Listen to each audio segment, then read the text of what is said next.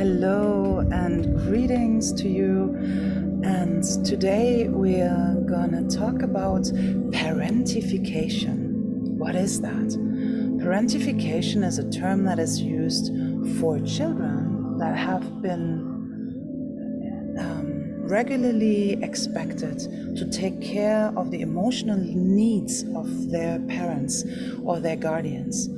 So there's some sort of role reversal that is happening for many children that grow up, let's say, with mentally unstable parents or mentally ill parents, or one parent that was mentally ill.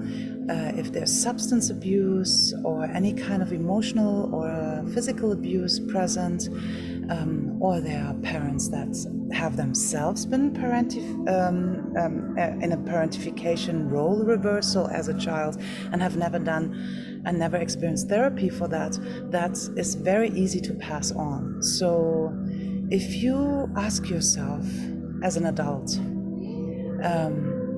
how come that I have great challenges, or I experience great challenges with intimacy, with bonding, with stable relationships, with feeling safe and grounded in relationships? You might have experienced a role reversal as a child. And if you look back into your childhood, did you have the feeling that sometimes your position somehow didn't feel like that of a proper child? Maybe you looked at your peers and other children in class or in your friends group, and you had the feeling, wow, they grow up differently. They grow up in a way where it feels like they have real parents. And, you know, for many people that have experienced that as a child, we're not talking a lot about this role reversal because it seems to be not such a very valid and big form of abuse. However, it is very valid, and it is something that impacts people for many years, and their relationships and their happiness with other, with love life, with friendships, and maybe also with work life. So check for these different topics if you have experienced that, which is a role reversal or parentification in psychological terms. You were pulled into adult arguments, like you were pulled on either side of the adults that actually had the argument, and somehow you were being used, you know, and you were forced to choose sides, either having to take care of one parent, or having to scold one parent, or having to take sides with one parent. That's a sign of role reversal. You were used, number two, you were used by one of your parents or both of your parents as a substitute for a partner. That's not always happening in a physical way, or where you feel that there's a sexual abuse happening, but there's many subcategories where we see people experiencing that as a child, that they have experienced being the partner substitute of their parent. And so there's a fight maybe with dad or with mom, and then one of your parents choose you to be the perfect partner. Remember when you were a child, number three, have you always had the feeling that you had a great responsibility, that you somehow couldn't really let go of any kind of, of the things that a child would be relaxed about? Hard time to let go. 4, you grew up caring for younger siblings, or caring for animals in the house, or caring for that parent also. Maybe having to, in a codependent way, support that parent in all kinds of negative or harmful behaviors. Accompanying that parent to support their either substance abuse or mental instability or anything like that. A lot of children report that they had to maybe sit next to the parents while they were drinking heavily, or were in any kind, shape and form very much connected to something that is not really a supportive behavior for children. When you think back, have there been many times where you felt like parts of your childhoods are missing? Like when you look back and you think, wow, I feel somehow I grew up too fast. And another one, you feel, looking back, you feel maybe guilty or ashamed by things that you have not done right. Because a lot of this is coming with guilt and shame. So I now imagine that you're taking all of this beautiful experiences, because they're all experiences, right?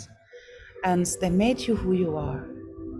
And maybe you can become a little bit more aware in this moment that the patterns that happened in your childhood are maybe in one shape or form are still repeating themselves right now.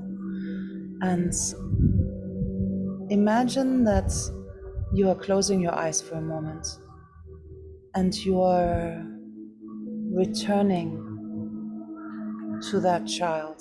See if you can see yourself in the age that you would feel that happens mostly. What age are you showing up in?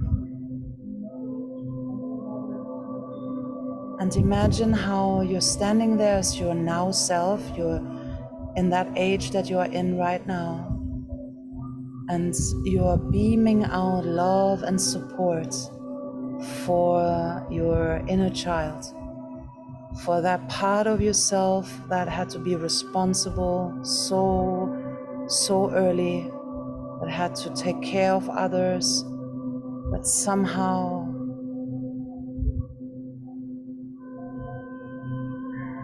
really just wanted to be held. And imagine how you're opening your arms and you're embracing that child. And see if you can find a way in your heart where you bring up all the compassion that you can have for yourself, for that inner child of yours. How hard it must have been for you. I have so much compassion for you. I love you so much, and then embrace that inner child. Imagine how you're completely enwrapping that smallest, youngest part of yourself, holding her, holding him, allowing this part to be in your heart.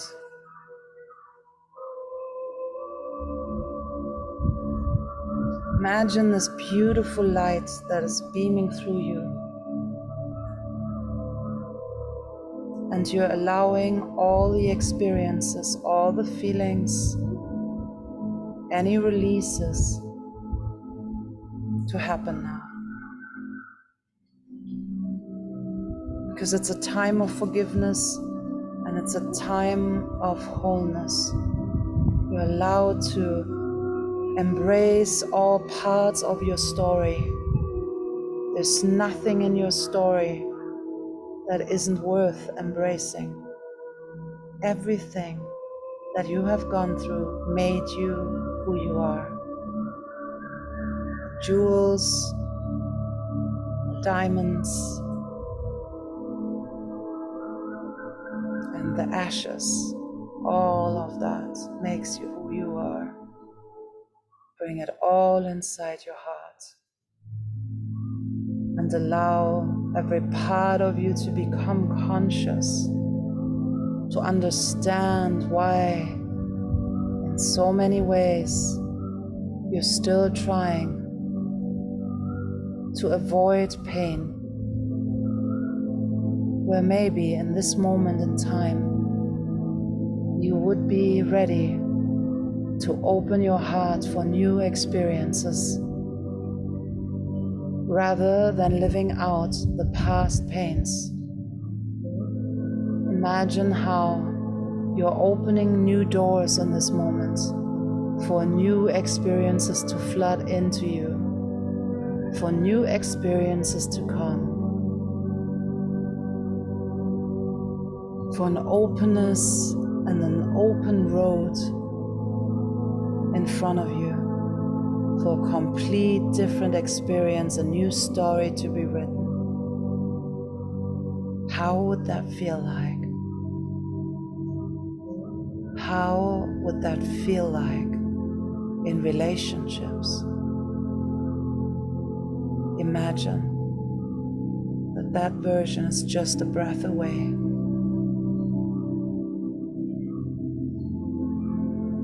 And then deeply inhale. Slowly come back into your body.